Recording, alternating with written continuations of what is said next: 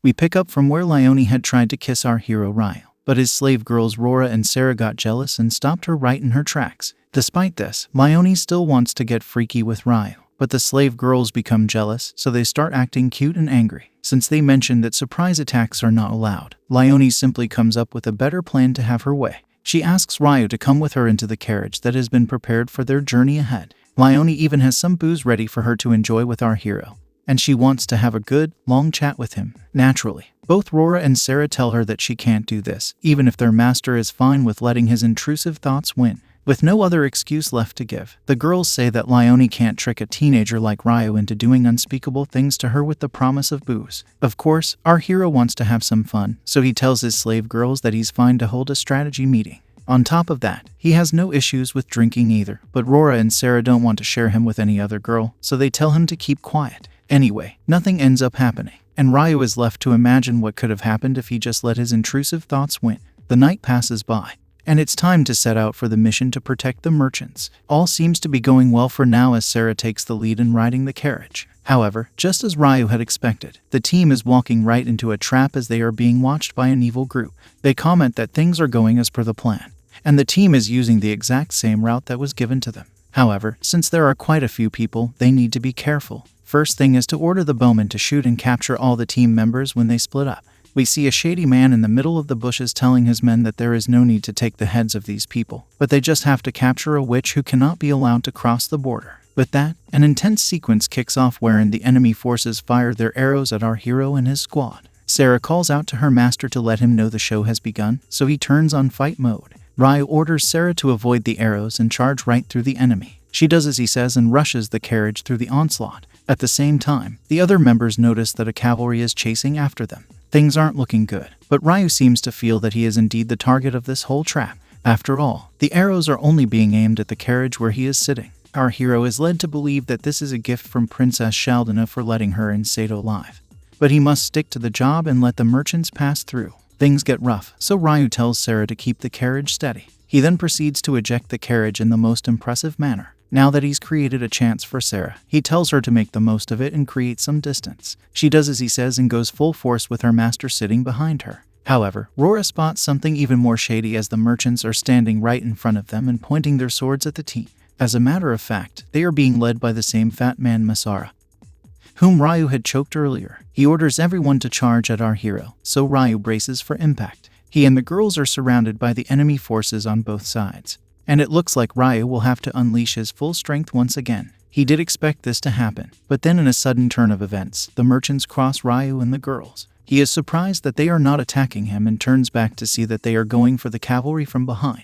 This leads Ryo to wonder if these people are actually fighting amongst themselves. None of this seems to make any sense to Ryo or the slave girls, but it does look like an intense battle is about to begin. Before we can take things forward, we are taken to a flashback from the previous night. Since Ryo was able to predict the trap set for his team, he wanted to take the advantage. Lione is a bit confused to hear this, because simply knowing that they're walking into a trap doesn't mean that they will walk out of it unharmed. Ryo decides to speak in simple language and tells Lione that the advantage is simply knowing this fact, so that they won't be caught off guard. The counter is that the side attacking first will be the one to gain the advantage, which Ryo agrees with. However, he intends to choose the exact place and time of their planned assault. Ryo reasons that even if they are the planned targets, they are not criminals because they are still doing a job, which is to escort the merchants. So, the enemy will take care not to attack them in a public place, otherwise they will be held guilty in court for committing a crime. It's the same way he can't confront Masara because he's posing as a merchant. Due to this, it's highly unlikely that Masara will bring in a big army to attack our hero. After all, it's best to do shady things in the dark. Keeping that in mind, the best plan of attack for the merchants would be to surprise Ryo and the others within an area that works to their advantage. Lione's assistant Balls wonders if the merchants will be able to make use of such a surprise because they might just hide in a random corner. However, Ryo is confident that they'll be visible since they're a small organization. His reasoning behind this is that there are more than just one or two people in this gang, so if they were to make a plan, then everyone would have to be fine with it. After all, a whole group of goons would never just blindly follow one man based on his mood. This is some smart thinking by our hero, and he goes on to flex his strategy some more by assessing the path they are going to be taking. Basically, it's just a mountain area, so it would be perfect for an ambush. Of course, Lione has some doubts of her own, so she asks what would happen if the goons chose to attack them at night. Ryu doesn't really think that would be possible because it gets very hard to see at night. As a matter of fact, the enemy might just end up taking the lives of one of their own people, so it's best for them to attack in broad daylight. Our hero also takes this chance to mock Sato because he had earlier mentioned his name to Ryu right before attacking him. He simply believes that no one would be silly enough to make such a foolish mistake. Funnily enough, Sato ends up catching a cold due to Ryu mentioning his name. So, Ryu decides to sum up the whole thing and he mentions how the enemy might not have any mages with them. It would be rather tough if there were people with magic on the other side, because they would be hard to deal with. Luckily, that doesn't happen to be the case, which was why Ryu could safely assume that they would only use arrows and other such weapons to attack the carriage. It's time to go back to the battle zone, but before we can do that, we first go through Ryu's planning. Because he knows he'll have to attack the merchants after the ambush begins. It would be best to take care of the merchants head-on because the team is strong enough to take them down. However, there's also the fear of reinforcements coming in, so this is a big risk to take. Lione worries that they might get caught in a pincer movement if they're not too careful about their situation. Ryu doesn't feel the same way and actually says that it would be a good thing if they found themselves in such a situation. Lione is confused, so Ryu explains that a pincer movement only works when it's used against someone as strong as you. However, in this case, Ryu and his team are much stronger than the merchants, so even if they were to get caught by that tactic, they can just fight their way out of it and then run away to safety. After all, the evil merchants aren't the only ones with a trick up their sleeves. However, as we finally come back to the present scene, it turns out that Ryu's planning has gone to waste. The merchants aren't interested in him, so it doesn't look like they're the enemies here. This is a bit too much for Ryu to take in, because he can't come up with any reason for this. Lione tries to bring him back to his senses and asks if he's fine to carry on. She also says that her Crimson Lion soldiers are fine, but some of the other mercenaries have been ended by the enemy. Lione asks what to do now, because as per the plan, they should be leading the goons to their demise. Ryu takes a moment to collect himself, and then he says that they should just continue the plan the way it was made. He asks Lione to gather all her men as soon as she can. And then our hero gets into the action. He charges away while leading some of the mercenaries behind him. The soldiers and Masara's merchants are about to tear each other a new one, but then they watch Ryu and his horse jump in front of them. This takes the men by surprise, because they had thought our hero was inside the fallen carriage. The whole thing just feels a bit too confusing, because the men believe that they have been tricked by a witch, and not Ryu. This witch seems to be the main target of the operation, and even Masara isn't on the plan, which means that there was never any conflict between the merchants and the soldiers. Upon hearing this, Ryu wonders what's going on because it's the first time he's hearing of a witch. Anyway, he doesn't have time to think about such things, so he runs away from the scene with his team. Lione is glad to see how he managed to trick the merchants and the soldiers, but Ryu still has a lot of questions that he needs answers to. At least his plan came through, and no one from his team is badly wounded. Lionel says that what happens next will be all on Rora's shoulders, because she has a lot counting on her, as does Ryu.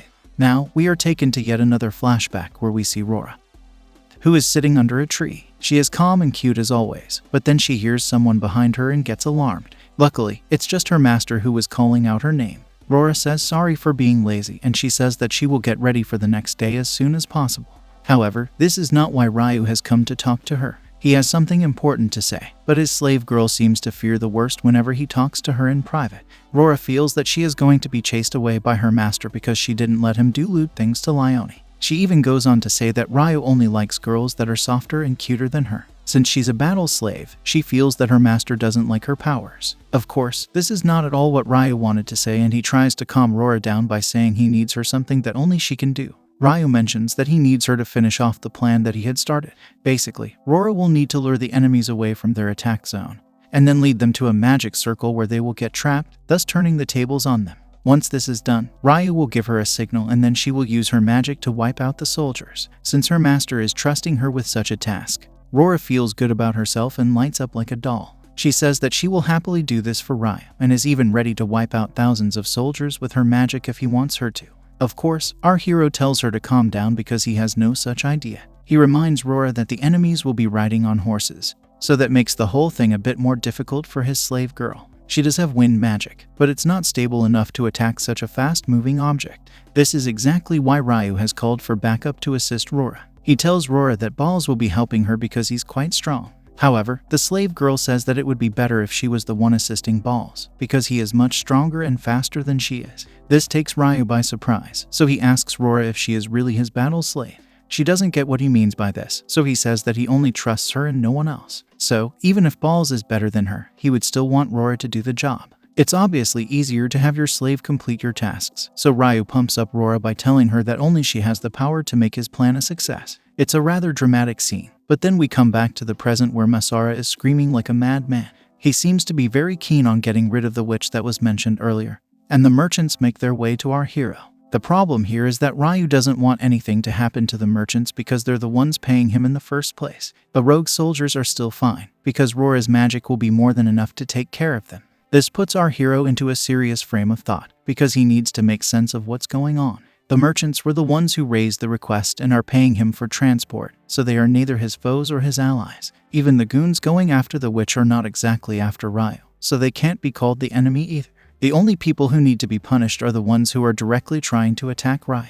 Since using the carriage as bait was good enough to lure them here, Ryu comes up with a quick idea. He asks Sarah if she likes the fat man Masara, but she gives off an angry face because of Masara's shady intentions. Then, he asks Leone what she thinks of the fat man, and she too seems to hate him because he only looked at her with lewd thoughts. Masara was also ordering the goons not to let anyone survive the attack as long as it meant that the witch was taken down.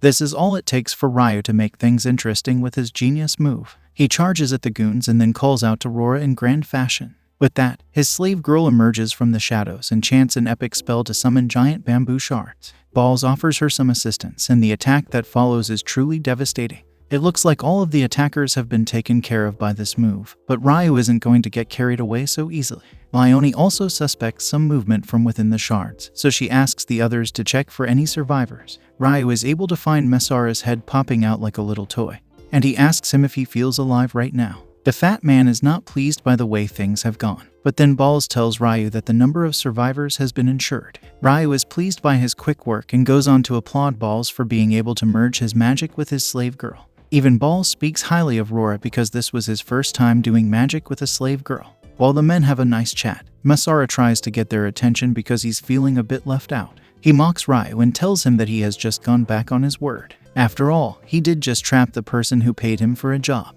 However, Masara's words don't seem to have any effect on Ryu or even Balls for that matter. Our hero has an answer to the fat man, as he says that they were not worthy of being his bosses, especially after they raised their own swords on him. Ryu declares that he and his team have done nothing wrong, and it confuses Masara. It's at this very moment when Ryu confronts the fat man about not being a merchant in the first place. This shocks him to his core, and it only gets worse when our hero pulls out his sword. Masara doesn't like the look of this, so he tries to understand why Ryu is behaving this way. He simply says that he's going to silence the fat man, so in a desperate plea, Masara asks Ryu to get rid of the real villains, who are revealed to be knights from Rhodes, Syria. After all, they're the ones who raised their swords first. The fat man goes on to explain that these knights like to act as heroes, but they're actually shameless assassins who go around taking lives in cold blood. This piques Ryu's interest, so he asks Masara who he really is. The fat man simply says that he's a slave merchant who is trying to make a life for himself by selling innocent girls. He used to be a thief, but he's changed his ways.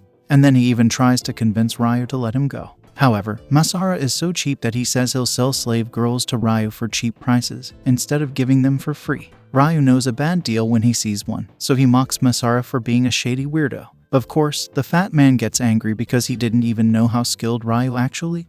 Balls decides to stop the chat and he tells Ryu that Masara might have important information that they can use. However, it won't be easy to get it out of him, so Ryu suggests using torture methods. Of course, Sarah and Rora are both ready to use extreme measures, since they hate fat merchants in general. Masara figures he's in a tight spot, and not just literally, so he admits to tricking our hero and begs him to have mercy. However, by doing this, he has essentially exposed himself and proved Ryu's theory right. Our hero points this out to him and says that Masara can't really complain about anything now because he's admitted his crime. The fat man loses his cool over being defeated, but then one of the knights decides to comment on the situation. He is totally clueless about what's going on because he had no idea that it would turn out this way.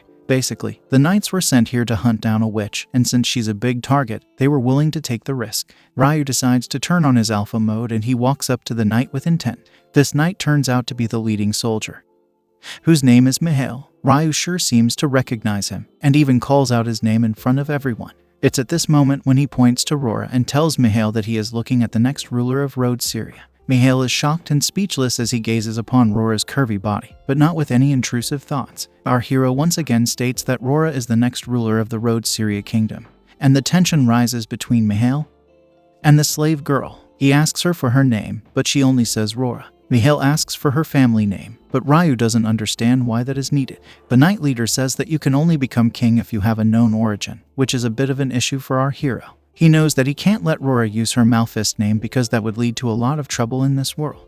Ryu acts quick and decides to give Rora his own family name, which is Miko Shiba. He then goes on to claim that he is her younger brother, and it shocks both Mihail as well as Rora. The reason for Mihail's surprise is that Ryu looks old enough to be her father, let alone her younger brother. Our hero is sick and tired of the jokes, so he just wants to move on from here. Even Mihail doesn't look too thrilled about his defeat, so he tells Ryu to get done with him as soon as possible. However, Ryu is not going to take his life just yet, maybe because he could use Mihail for a genius plan later on. The Knight Leader states that Ryu will definitely want to end him at some point, but Leone takes over the chat and calls him out for wanting to do the exact same thing not too long ago. Ryu even tells Mihail that he is not his enemy, despite the carnage that he has caused today. Mihail is a bit confused and asks Ryu if he was sent by the nobles. This is exactly why Ryu wants to have a chat with Mihail rather than taking his life. He tells the Knight Leader to answer his questions first, and if he does a good job, then our hero will answer his questions too. To kick things off, Ryu places his hands on Mihail's neck and starts to choke him. As expected, the Knight Leader asks why he's doing such a thing, but Ryu just says it's a good luck charm. He even has a sense of humor as he asks Mihail not to panic while he does this to him.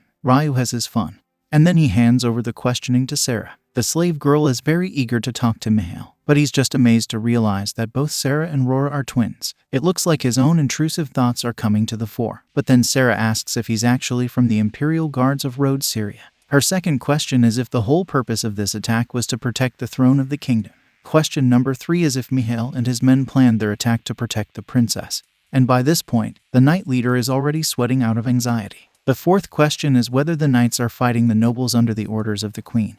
And this leads to question number 5, which asks if the first princess will be the one to take the throne, especially after the king's untimely demise. Sarah isn't done just yet, because her sixth question asks if the king's testament was used as a shield to protect the second princess from the first princess. From the looks of Mihail's face, it seems as if he is at a loss for words, and Ryu can relate to him. After all, Sarah's questions are not easy to answer, so it would be unfair to put all the blame on Mihail. However, Sarah saves the best for last, and asks Mihail if the person he was sent to end was her sister Rora. The look on the Knight Leader's face says it all, and we finally learn that the witch in question all this time was none other than Rora herself, probably due to her magic powers. It all makes sense to Ryu as well, but this is not the problem right now. It's what follows after this, which is going to make things tough for our hero and his team. The guild had clearly used Ryu and the others as bait in order to end the magical Rora, and since the nobles have a hand in it, our hero has been betrayed by the very people who depended on him. Balls tries to come up with a solution and he asks if they should go to the other town's guild and report the matter. Leone doesn't think that's a good idea, because they don't have any evidence to prove their claims. As a matter of fact, their complaint could be seen as an act of rebellion and get them all sued by the guild.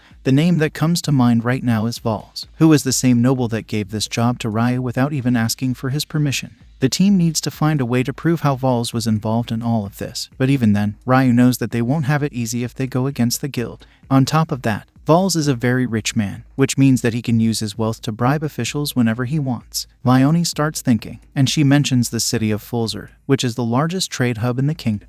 The team could try to use the officials from here to go up against the guild master. In the middle of all this, Ryu decides to ask Balls how he was able to make Masara so talkative all of a sudden. He just bends and picks up a twig, implying that he had used this to make Masara speak the truth. Neither Ryu nor Leone can figure how a twig proved to be so effective. But then Balls reveals that he had simply stuck the twig where the sun doesn't shine in the fat man's body. This is a rather extreme measure that even Ryu finds to be a bit too rough. However, Balls smiles and says that people as shady as Masara need to be given this kind of treatment. Ryu takes note of this, but his slave girls are shocked to hear such a cruel method. In the middle of their chat, Mihail loses his cool and keeps saying that he can't accept what just happened. Basically, he doesn't buy the fact that Rora is the true first princess, and he calls her a fake who has been sent by the noble. He maintains that the only true heir to the throne is Princess Lupis. And then we get to see the cute princess in all her curvy glory. Lupis looks out the window and thinks about Mihail. But then Ryu ruins this intense moment by accepting what the Knight Leader has just said. Mihail is confused to hear this. Ryu goes on to toy with Mihail's brain some more by saying Rora is not the illegitimate daughter of the king. Neither is she a princess. She does have an origin though, because she's twins with Sarah. Mihail is as clueless as he can be, and that's when Ryu finally reveals that he was deceiving him all this time. Ryu is clearly having fun with this, and he goes on to mumble some more words, but Mihail loses his patience. Our hero tells him to calm down, because even he is trying to make sense of what Masara told him, and what the Road Syria Knights have said, in order to understand what's going on. We are taken back to the time the king had passed away. Princess Lupis was preparing to take over from her father, but then she got some news about a girl who was of the same bloodline as the king. Of course, having an illegitimate child is nothing new for a king, because he would obviously act on his intrusive thoughts without having to worry about the consequences. Also, preserving the royal bloodline came before everything else, which meant that if an illegitimate child was to be found, then even they would be considered for the throne. So, when Princess Lupis was about to get crowned as the new queen, she received a word from a nobleman named Marquis, who also happened to be the leader of the noble faction. He said that the king left behind a will which mentioned his illegitimate girl who was living in the town of Myas. As expected, the knights serving Princess Lupis were a bit suspicious of this behavior, because they wanted their curvy princess to become a curvy queen.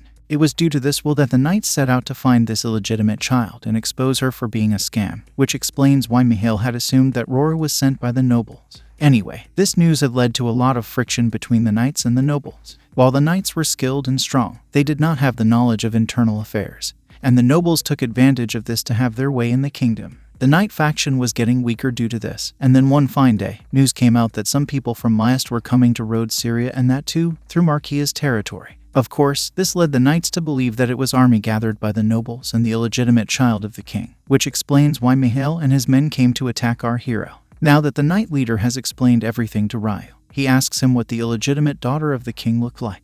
Mihail says that the rumors describe the girl as a teenager with silver hair. Our hero is still unable to believe such a thing, so he asks Mihail if he was really ready to take the life of an innocent girl just for the throne. The knight leader says yes, and it is believed that the illegitimate child is the one who was believed to be the witch all along.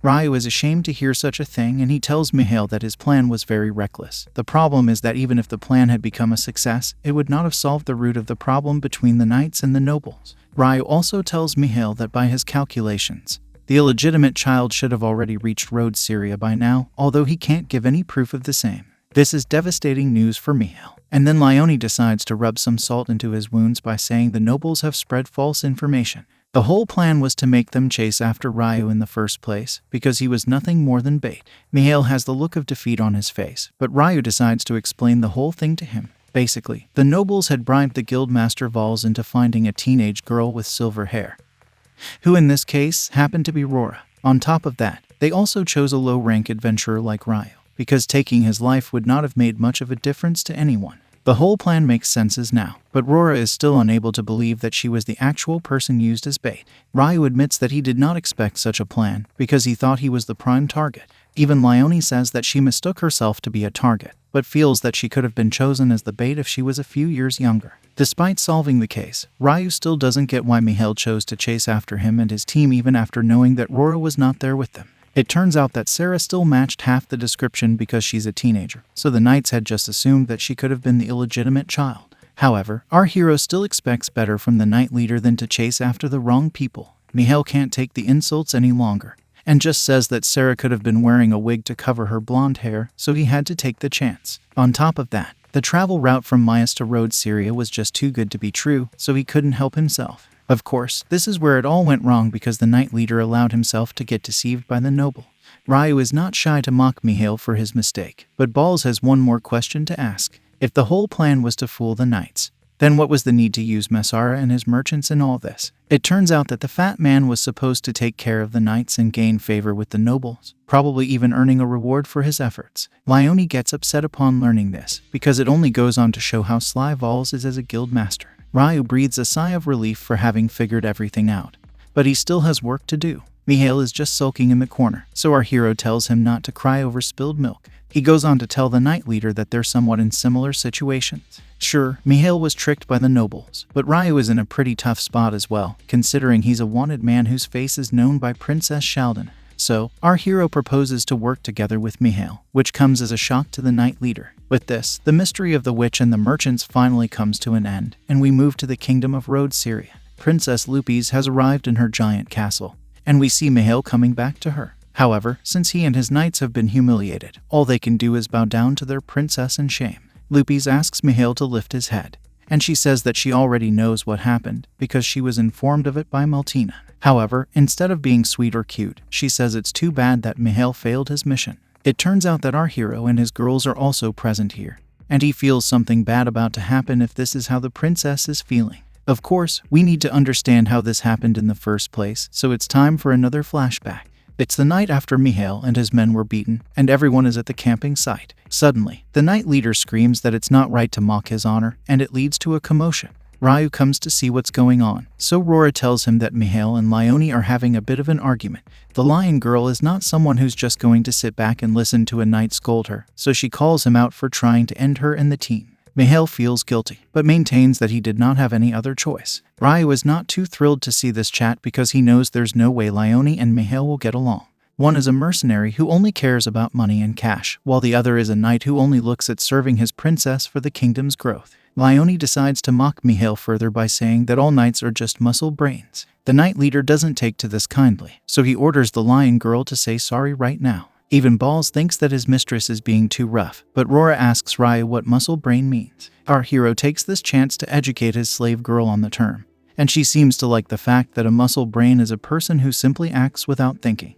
Ryu does tap into the dark side once again as he gets excited while telling Rora that a muscle brain will do anything to get what he wants. He even says that it could be a good or a bad thing, but it's quite obvious that his intrusive thoughts are taking over, and he can only think of the bad things he wants to do to his slave girl. As expected, Rora has no idea of her master's shady intentions, and she simply repeats what he says with more passion. Keeping this in mind, Rora asks Sarah what she would do if she were to become someone else's slave against her will. Of course, Sarah has the same answer any sister would have, which is that she would save Rora at all costs, and would even take the life of the man who's trying to do lewd things with her. Now, we come back to the present where Princess Lupis tells Mihail that she knows he failed his mission. Of course, her not being pleased with it makes Ryu a bit concerned, because he didn't expect the princess to speak this way. Rora wants to say something to her master while bending, but he tells her that she needs to speak with her mouth shut. Rora does as he says, and proceeds to ask him what he thinks of the situation. Princess Lupis is right in front of Ryu, so he carefully responds by saying they're in a tricky spot right now, but knowing that isn't going to help their case. It's time for our hero to use his brains again, so he takes a look at the princess and comes up with an analysis. Since she used the word mission, it seems that she knew Mihail was going with his men to assassinate an innocent young girl. If word got out that a princess was out to get another princess, then it would not look good for the kingdom. The worst case scenario for Ryu right now is that Lupis might not want anyone to talk about her involvement in the crime, so she could just take everyone's lives right now, including our hero as well.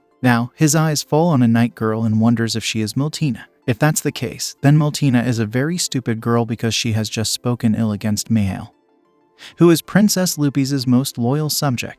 To expose someone like him during such a tough time would be a massive mistake, so it may be that Maltina has some evil plans of her own.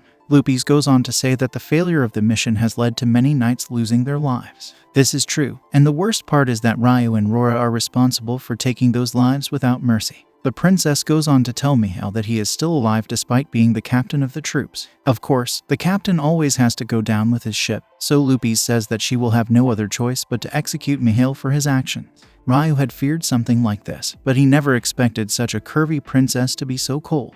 Luckily, Lupis also mentions that the mission was actually a trap set by the nobles, so Mihail was merely deceived by it. Keeping that in mind, the princess decides to keep the execution on hold for now. Her decision leads to a lot of chatting and gossip amongst the common folk, but Ryu is not letting his guard down. Lupis asks Mihail if there's anything he'd like to do with his new chance, and he promises that he will never do such a thing ever again in his life. Of course, it's not just Mihail who's being spared here, but also Ryu and his girls. Sarah and Rora speak to each other using telepathy and communicate what has just happened over here. All seems well to the common folk, but our hero is not going to let the princess off so easily. Ryu notes that Lupis did not share any information about the actual mission and its specifics. Instead, she only focused on the part where her knights lost due to the cheap tricks of the nobles. What Ryu can figure from this behavior is that the princess prefers personal gain to regulations, which is what he's looking for in an ally. Basically, Ryu has faith in the princess to be able to make such decisions, because that's what a royal ruler is all about. With the failed mission out of the way, Lupis decides to change the topic to something more relevant and looks at Rora. Her curvy body can even make girls have intrusive thoughts.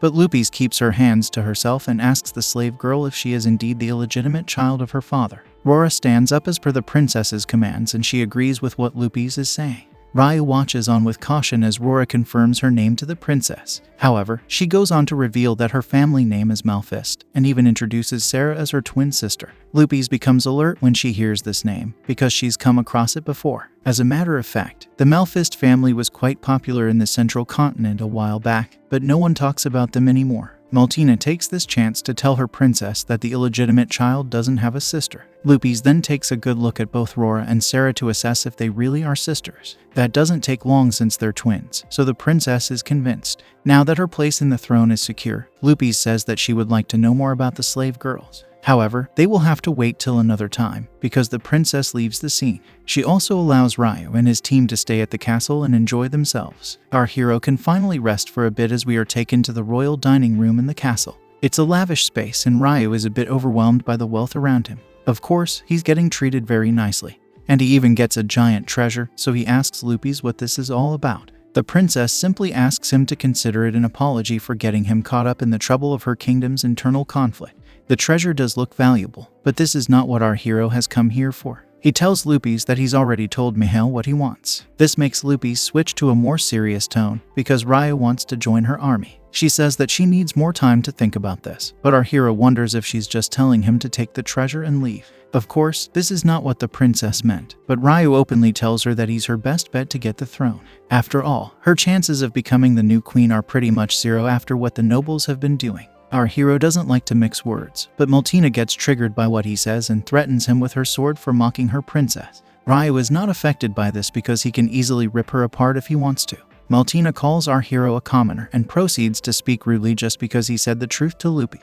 The princess knows that Ryu is right, so she asks Maltina to put her sword away. She is shocked by this, but Lupis tells her that she still owes Ryu for what he's done. With that, Maltina puts her sword away and Ryu gives a sly smile while his slave girls also breathe a sigh of relief. Now that the drama is over, Lupis asks our hero to continue with his speech. Ryu goes on to say that he and his slave girls would be a great addition to her side, so the princess asks what he can do for her. He simply says that he can bring her victory and it impresses Lupis as well as Maltina. The princess commends our hero's confidence and hopes that he can live up to his words. Ryu tries to act cool by sipping on tea and saying that he can even prove his merit to her. With that, Lupis decides to give in to Ryu's offer and she takes him into her army. Sarah is amazed by her master's skills, but Rora asks her if she's been listening to what Ryu has been talking about. Sarah grabs the treasure and says that they will need some funds to help the princess claim her throne. That's exactly what Lupis wanted to say and she already finds Ryu reliable. Our hero goes back to his room feeling like a boss, but things are about to get much better for him because Leonie is waiting for him in his bed. She's had a few drinks, so it looks like she wants to give him a bit of heaven on earth. Rora and Sarah can't bear to look at Leonie in her shady clothes, but she says that the reason she needed some royal wine was because she was worried for Ryu. After all, if he would have been put in prison, then Leonie would have been next on the line. Luckily, the royal wine hits her sweet spot, so she could breathe easy. Balls is also present with Leonie and he tells Ryu that she was eagerly waiting for him. Of course, this makes Leonie blush, so she tells Balls not to say such things to the man she likes. Our hero thanks the lion girl for believing in him, but his words make her shy, so she tries to change the topic. She also tells Ryu to stop talking to her in such formal terms because she wants him to look at her with intrusive thoughts. She says that they're comrades, so he should be more open with her. Upon hearing this, Ryu decides to ask something from Leonie, but it's not what she's hoping for. He needs to hire a team of mercenaries, and that too from her Crimson Lion gang. Ryu needs about 100 people for the job, but that's a huge ask even for someone like Leonie. She says that the fighters will cost him around 300 gold coins because he will also have to pay for supplies. So Sarah brings out the treasure trophy. It might be valuable, but the problem is that Leonie can only accept hard cash. After all, she would not want to leave any traces around. Sarah gets shocked by such an open rejection, but Ryu understands what Leonie is saying. He tells her that Rora will help him gather the money by the next day, so she should try to gather the mercenaries as soon as she can. The lion girl is surprised to hear how quickly Ryu wants to act, but Balls is ready to raise a toast to this deal. With that, everyone in the room takes a sip and they enjoy a nice night with each other. Meanwhile, at the Imperial capital, we see Sato talking to Noble, who says it's his time to leave the capital. Sato is confused by this, but the noble says that he needs to decide the fate of Rhodes Syria as soon as possible. Now, at another fancy castle, we see the feudal lord, Count Alan, having a fun time with Ryu. He commends our hero for his amazing skills even though he is so young in terms of age. With Alan is another feudal lord named Count Ethan, who feels the same way about Ryu. Meltina comes to the scene and is shocked to see the two lords having a gala wine and dine session with our hero. She cannot believe that the lords would drink so much with the new Solider, but Alan offers her a spot to join them as well. It also looks like Alan and Ethan had placed a bet on when Meltina would come to the table, and Alan has just won a bottle of wine. The night girl has no idea how this started in the first place, but she also wants to know why Ryu is dressed in such a funny way. Meltina is not pleased by Ryu's fun nature, especially because she had received a note saying that she was summoned to Alan's castle. She came running to the table, but only found the men having a good time. Meltina wants to act serious, but Ryu's slave girls check her out from behind. She wants to know the meaning of this, but Rora and Sarah simply smile at her. Bettina wants to know why Ryu is engaging in fun when he has been tasked with something important.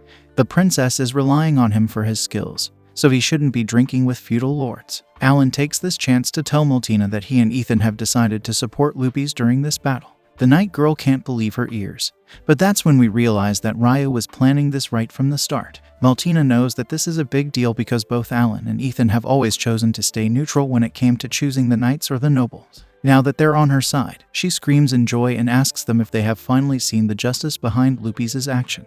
Of course, the night girl messes up the whole vibe with her words and makes the men sober down. Alan tells her that he spoke too soon, and even Ethan states that Meltina's attitude is making him lose his buzz. Meltina gets worried and asks Ryu why the feudal lords are changing their minds. She thinks that Ryu convinced the lords to support the rightful heir to the throne, but our hero tells her he's not a fool to make such a mistake. Instead, Alan and Ethan have agreed to the noble faction's request to stay on the sidelines. However, in exchange for this, they have been given more land and more positions as ministers. Meltina has not heard of anything like this, so she wonders how Ryu was able to get a hold of this information. Of course, Ryu did spare Masara's life, so he's his informant within the noble faction. He was able to use this information to convince both Alan and Ethan to serve under Princess Lupis' direct command. It's a highly impressive feat, but Ryu still asks Meltina if it's fine to do that. She says yes and is also willing to use her own soldiers for the feudal lords. However, Meltina can't use her brains, so she asks if the feudal lords want to be guards of honor since they're serving directly under the princess. Also, by doing this, Alan and Ethan would need to go to the front line to prove their loyalty. Of course, this is not to be taken literally, which is why Ryu calls the night girl a musclehead and mocks her intelligence as well. Since he's from Japan, Ryu knows how much of an honor it is to join the royal guard. However, Ethan and Alan have agreed to be guards of honor, so they are not needed on the battlefield. It's actually a sweet deal for the feudal lords because they won't be doing much at all. Alan takes this chance to explain to Meltina that she might value the battlefield because she's a knight. However, people like Alan and Ethan think differently, as also rightly pointed out by Ryu. For lords to take part in a battle would be bad news for them. This is because they don't get any rewards or supplies for their efforts. The simple gratitude of the princess will not be enough for them, especially because their own people will be on the battlefield. Our hero then explains to Meltina that she should not forget this is a civil war. The lords will want to avoid their towns getting robbed in the middle of the battle as well. So, by being under the direct command of the princess, the lords will be able to receive a reward for their efforts. Ethan confirms with Ryu that neither he nor Alan will be affiliated with any military authority. And then the men shake hands to finalize the deal. How are things going to turn out in the eventual battle? Does Meltina have a secret crush on Ryu, but isn't ready to reveal it yet? Like, share, and subscribe to find out in the next video. Hit the bell icon to get notified when I upload part 4. See you soon.